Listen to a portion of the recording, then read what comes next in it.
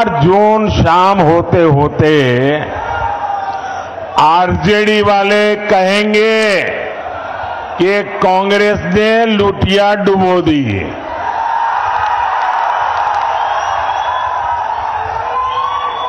एक दूसरे के कपड़े फाड़ना शुरू करेंगे। 4 जून को दूसरा क्या होगा वो भी बता देता हूं। ये कांग्रेस का शाही परिवार क्या करेगा? कांग्रेस का शाही परिवार पराजय का ठिकरा खड़गे जी के सर पर फोड़ करके वो विदेश में छुट्टियां मनाने चला जाएगा और बेचारे खड़गे जी कार्यकर्ताओं का गुस्सा सहते सहते थक जाएंगे। भाइयों और बहनों, कांग्रेस, आरजेडी और इंडी गठबंधन को देश बार बार खारिज कर चुका है, नकार चुका है। इनके पास न विजन है, इनके पास सिर्फ और सिर्फ कंफ्यूजन है, इनके पास हौसला का नामो निशान नहीं, इनके पास हताशा ही भरी पड़ी है, इनके पास नीति नहीं है, निर्णय लेने की क्षमता नहीं है। ये सिर्फ नकारापन लेकर के जी रहे हैं। दशकों तक इनकी पूरी राजनीति डरो और डराओ के मंत्र पर चली है। लेकिन मोदी ने इनका ये जो डर का गुब्बारा है ना, उस गुब्बारे को ही फोड़ दिया है और हालत तो ये है कि मोदी उनके डर को भी डराता है। साथियों, ये इंडी गठबंधन वाले देश को डराते थे, देश को ऐसा डराते थे और 70 साल से डराते थे। क्या कहते थे? अयोध्या में अगर राम मंदिर बना तो देश में बवाल हो जाएगा, खून की नदियां बहेगी। आज रामलला भव्य मंदिर में विराजमान है, कोई बवाल हुआ क्या? कोई खून की नदियां बही क्या? ये डराने का झूठा खेल चलता था कि नहीं चलता था? ये लोग डराते थे, 70 साल से डराते थे। ये कहते थे कि जम्मू कश्मीर से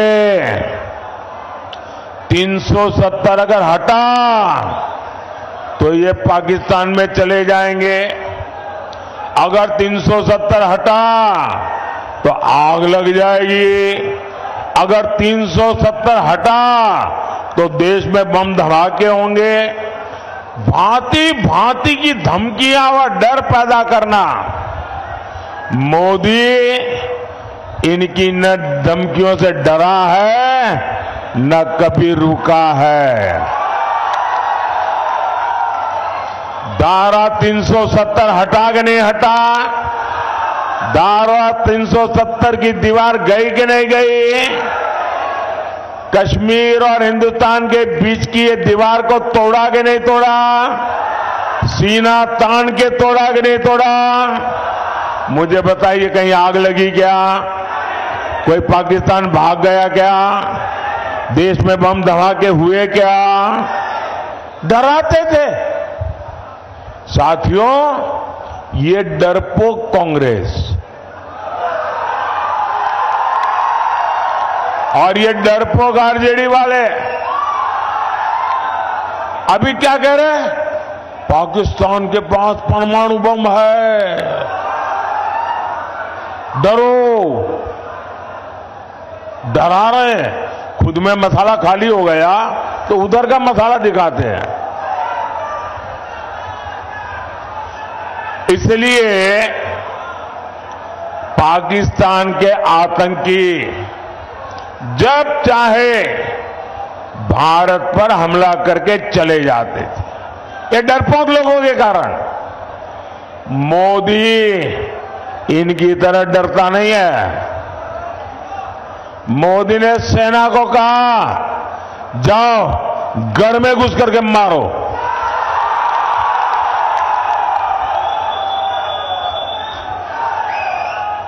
आज पाकिस्तान कुछ करने से पहले 100 बार सोचता है। इसी कांग्रेस के राज में, आरजेडी के राज में ये नक्सलियों ने सबको डरा करके रखा था। मोदी डरता नहीं। आज नक्सलियों की सफाई पुरजोश चल रही है। साथियों, यही इंडी वाले एक और धमकी देते थे।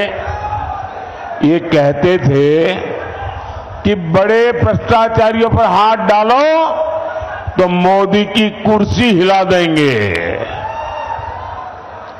मोदी डरता नहीं है।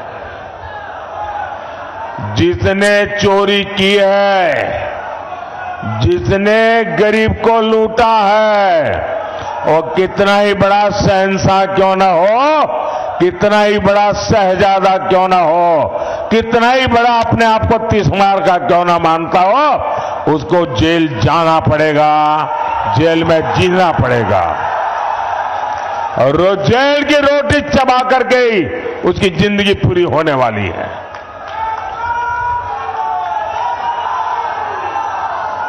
मुझे बताओ भाई, अगर कोई लूट करता है, आपके हक का छीन लेता है, तो छोटे लोगों को तो जेल में बंद करने के लिए कोई चिल्लाता नहीं है। बड़े जाने चाहिए, छोटे जाने चाहिए। आप मुझे कहेंगे वो मैं करूंगा। गुनाह किया है तो छोटा आदमी जेल जाना चाहिए कि सबसे बड़ा है वो जाना चाहिए? बड़ा हो जेल जाना चाहिए ना। तो मैं बड़ों को भेज रहा हूं तो अच्छा कर रहा हूं ना, सही कर रहा हूं ना। और मैं आज बिहार के लोगों को एक और गारंटी दे रहा हूं। जिन्होंने बिहार के गरीबों को लूटकर नौकरी के बदले जमीन लिखवाई है, कान खोल के सुन लो, उनका भी जेल जाने का काउंटडाउन शुरू हो चुका है।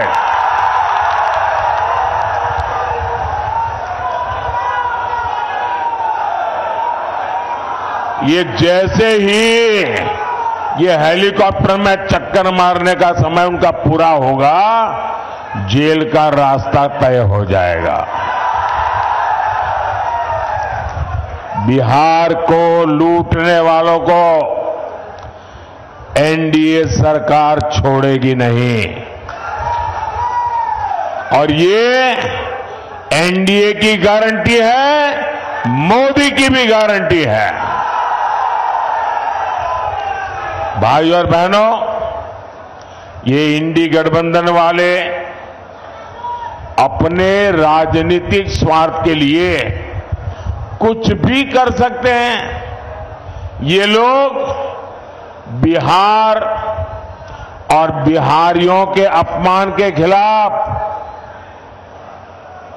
आवाज तक उठाते नहीं है। कांग्रेस के पंजाब के नेता ने बिहार से वहां काम करने गए, वहां मेहनत करके ईमानदारी से जीवन जीने वाले हमारे बिहारी मजदूर भाई बहनों का घोर अपमान किया, भद्दे शब्दों में अपमान किया। कहा अब हम उन्हें बिहारियों को पंजाब में घर नहीं देने देंगे, घुसने नहीं देंगे। कांग्रेस के मिनिस्टर ने कहा है, कांग्रेस के शाही परिवार ने इसके विषय में मुंह पे ताला लगा दिया है।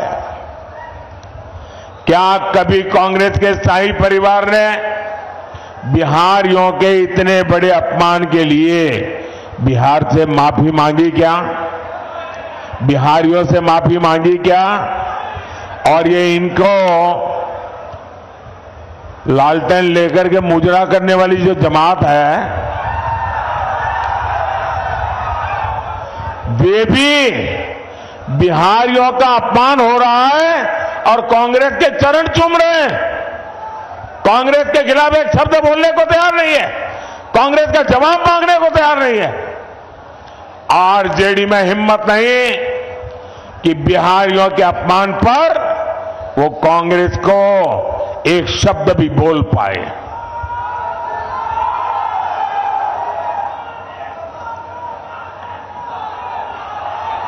साथियों, इंडी गठबंधन के एक साथी डीएमके के नेता ने बिहारियों के लिए बद्दी बद्दी गालियां बोली। तेलंगाना में कांग्रेस के मुख्यमंत्री ने बिहारियों को भला बुरा कहा।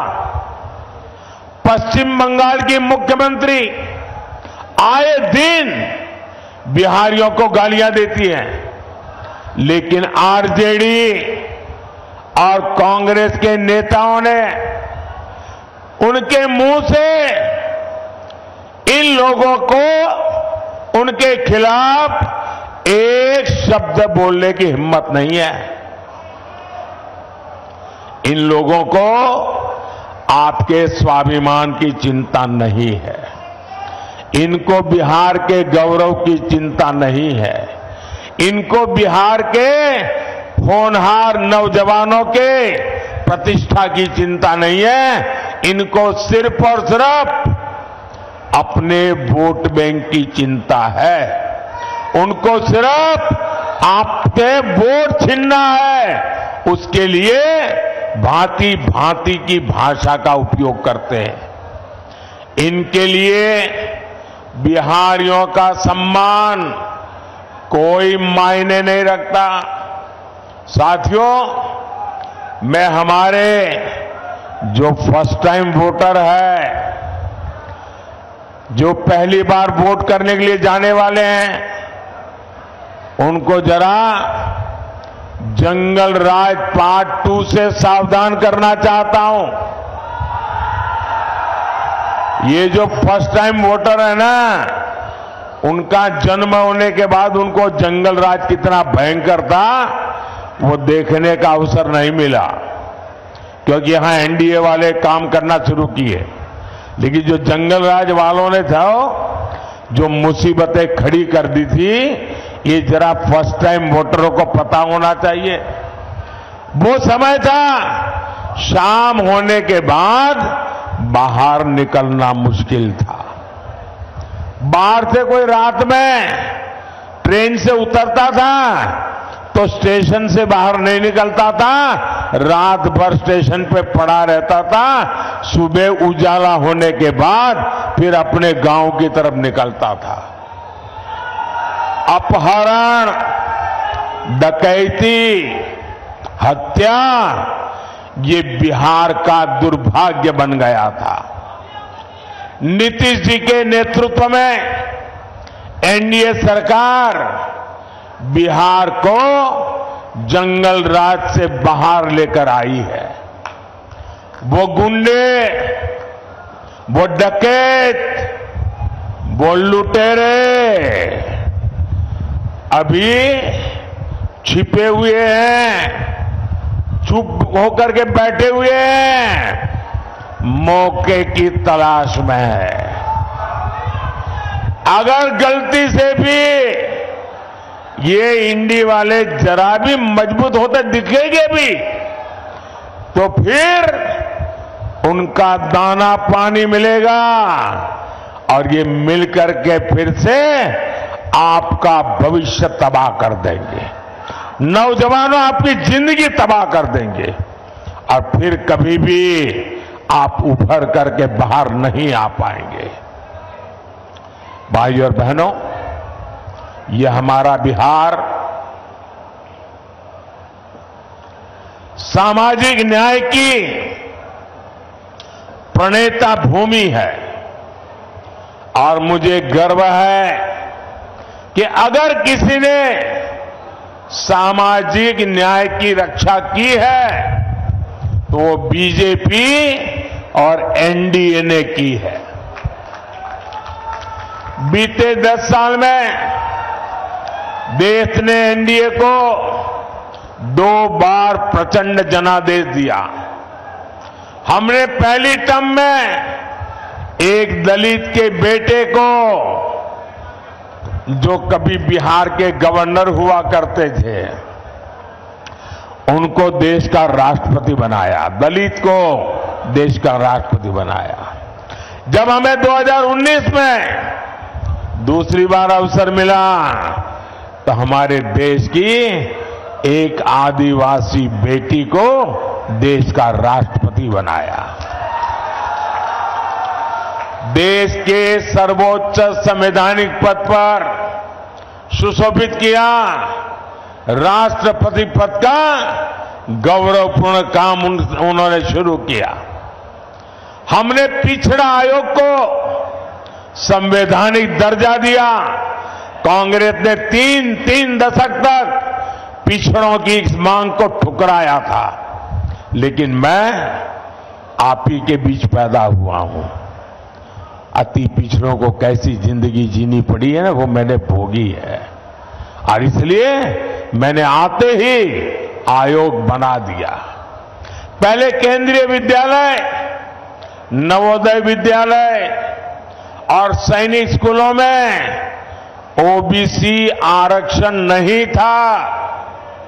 ये मोदी ने आकर के उसमें भी हमारे बच्चों के लिए मैंने आरक्षण पक्का किया।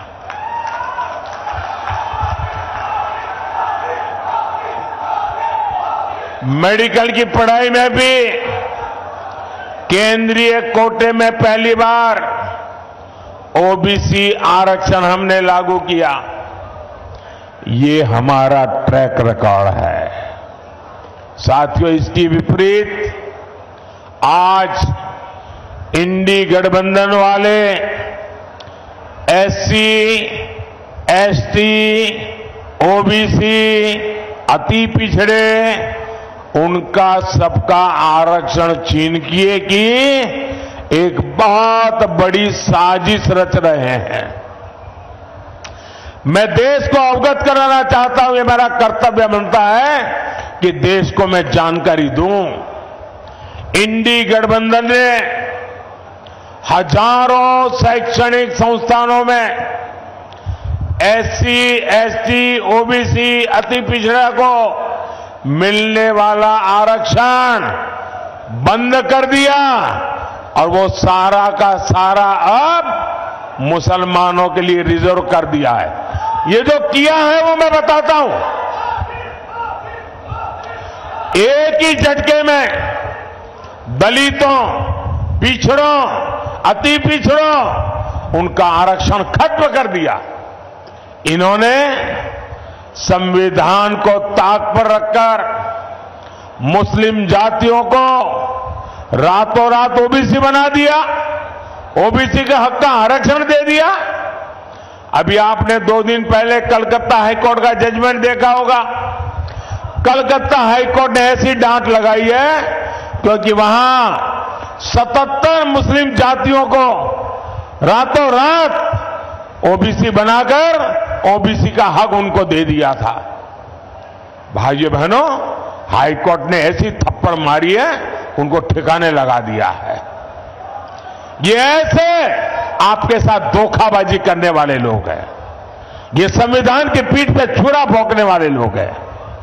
लेकिन इनसे भी इनकी साजिश से कम नहीं हो रही है।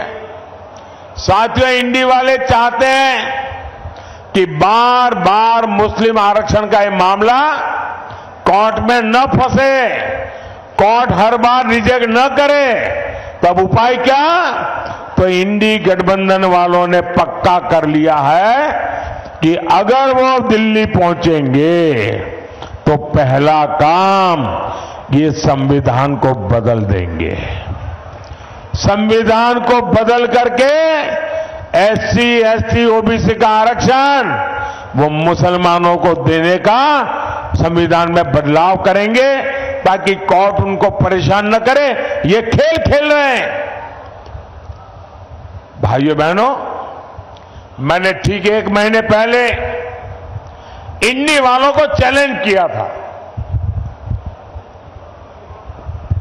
देश के हर राज्य में जाकर के बोला हूं। मैंने उनको इतना ही कहा कि भाई अगर आप चुनाव में आए हो, जनता जनार्दन इस देश के मालिक है।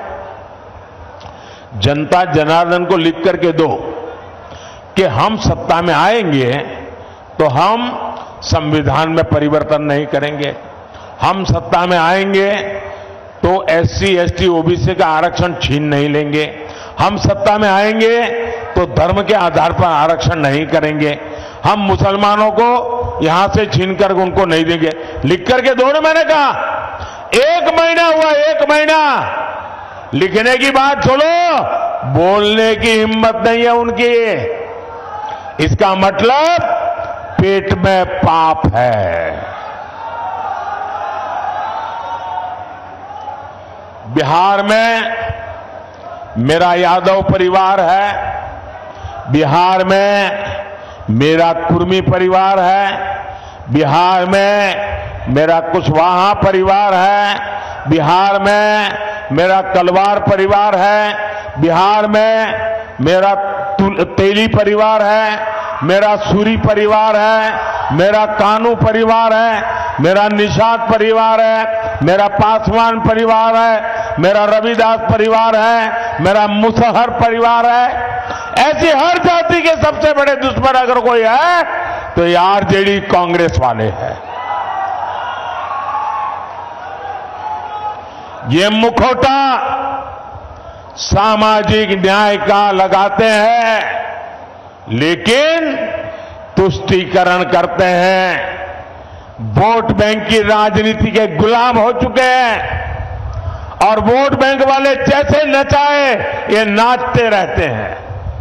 और 24 के इस चुनाव में मोदी ने उनको बेनकाब कर दिया है। उनका मुखौटा मैंने नीचे उतार दिया है। साथियों, मोदी इनकी साजिशों का भी पर्दाफाश करेगा और विकास के लिए भी उतनी ही मेहनत करेगा। आने वाले 5 साल बिहार के विकास के लिए अभूतपूर्व रहने वाले हैं। ये जो डेडिकेटेड फ्रेट कॉरिडोर यहां से गुजर रहा है, यहां 4 लेन 6 लेन के हाईवे बन रहे हैं। इनसे कंस्ट्रक्शन से जुड़े हर सेक्टर में अब रोजगार बढ़े। आने वाले समय में यहां लॉजिस्टिक्स सेक्टर के लिए, भंडारण से जुड़े सेक्टर के लिए बहुत संभावना है। रोहतास हो, कैमूर हो, औरंगाबाद हो, इस पूरे क्षेत्र में कृषि आधारित उद्योगों और दूसरे उद्योगों के लिए नए अवसर बनेंगे। साथियों, ये क्षेत्र तो धान का कटोरा है। यहां आलू जैसी सब्जियां पैदा होती है। मोदी सरकार अनाज भंडारण में भी सहकारिता को बढ़ावा दे रही है। इसके तहत दुनिया की सबसे बड़ी भंडारण योजना पर काम शुरू हो चुका है। आने वाले 5 साल में सब्जियों के लिए कोल्ड स्टोरेज क्लस्टर भी हम बनाने जा रहे हैं। साथियों, यहां इतनी बड़ी संख्या में मेरी माताएं बहनें आई हुई हैं। उनका जीवन आसान बनाना गरीब के इस बेटे का संकल्प है। इसलिए मोदी ने मुफ्त अनाज और मुफ्त इलाज एक गारंटी दी है। अब तो मोदी माताओं बहनों को और भी गारंटी दे रहा है। पहली गारंटी, आने वाले सालों में 3 करोड़ बहनों को हम लखपति दीदी बनाएंगे। आने वाले दिनों में हर परिवार में जो बुजुर्ग है, 70 साल से ऊपर है, अगर वो बीमार है, इलाज की जरूरत है, तो उनके बेटे बेटी को इलाज का खर्चा नहीं करना पड़ेगा। ये दिल्ली में आपका बेटा इसका खर्चा करेगा। और एक काम मैं आपके लिए करना चाहता हूं, मैं आपका बिजली का बिल 0 करना चाहता हूं। और इसलिए हमने पीएम सूर्यघर मुफ्त बिजली योजना बनाई है। और मुफ्त घर बिजली योजना में आप अपने लिए तो मुफ्त में बिजली उपयोग करेंगे, ज्यादा बिजली आप बेच सकेंगे। और इसके लिए सरकार सोलर पैनल लगाने के लिए 75,000 रुपये तक की आर्थिक मदद हर परिवार को करेगा। 75,000 रुपया। और जैसे आपको मोदी सरकार में पक्का घर, शौचालय, नल से जल, सस्ता सिलेंडर मिला, वैसे ही मोदी अपनी हर गारंटी पूरी करेगा। मैंने गैस का सिलेंडर देने की गारंटी पूरी की कि ना की? जरा जोर से बताइए ना। मैंने गैस का सिलेंडर देने की गारंटी पूरी करी कि ना की? करी ना? तो इस बार मुझे गैस के सिलेंडर पर वोट भी चाहिए। भाइयों और बहनों, ये एमपी बनाने का नहीं, ये पीएम बनाने का चुनाव है। ये देश में एक मजबूत सरकार बनाने का चुनाव है। इसलिए आप जब काराकाट से मेरे साथी उपेंद्र कुशवाहा जी को वोट डालेंगे तो वोट सीधा मुझे मिलेगा। सासाराम से शिवेश राम जी को दिया वोट, सीधा मोदी को मिलेगा। आरा में आरके सिंह को दिया हुआ वोट सीधा मोदी को मिलेगा। आप घर घर जाकर मेरी ये बात पहुंचाइएगा और एक काम करिएगा। करेंगे? जरा जोर से बताइए, करेंगे? आप जाकर के हर घर में बताना कि वो मेरे खातिर, मेरे देश के खातिर विकसित भारत बनाने के लिए आपके गांव में जो भी देवस्थान हो, आपके गांव में जो भी तीर्थ स्थान हो, वहां जाकर के मेरी तरफ से परमात्मा के आगे मत्था टेकना। करेंगे? मेरी तरफ से परमात्मा को मत्था टेकेंगे अपने गांव में, और मेरी तरफ से परमात्मा को मांगना कि विकसित भारत बनाने के लिए परमात्मा हमें आशीर्वाद दे। इतना काम करेंगे? पक्का करेंगे? बोलिए भारत माता की, भारत माता की, भारत माता की। बहुत बहुत धन्यवाद।